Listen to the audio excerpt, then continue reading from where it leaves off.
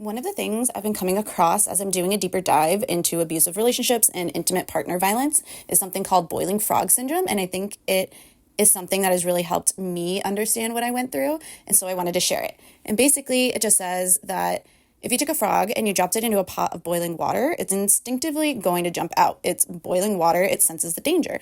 But if you put a frog in a pot of cool water and you slowly turn up the temperature, it's not going to recognize the temperature change and ultimately is going to die in the boiling water because it didn't sense any of the warning signs. And I think my relationship in high school was a lot like this. We were great at the beginning, but then it gradually became more toxic and by such subtle instances that I just didn't recognize the warning signs until it ultimately was almost too late and my relationship blew up in an attempted murder on my life. And I think I really struggled for years with the guilt of how could I have let this happen? Why didn't I leave after the attempted murder? Because I did stay for the next 6 months.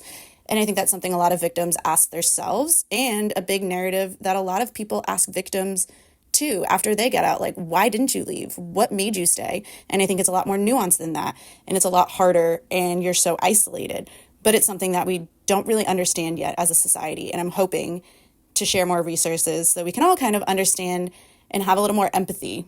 I know it feels like we have a long way to go in society when it comes to compassion, but I think this generation is more open to it now than any generation before. So if there ever was a time to talk about these things and create systemic change, I think it's now.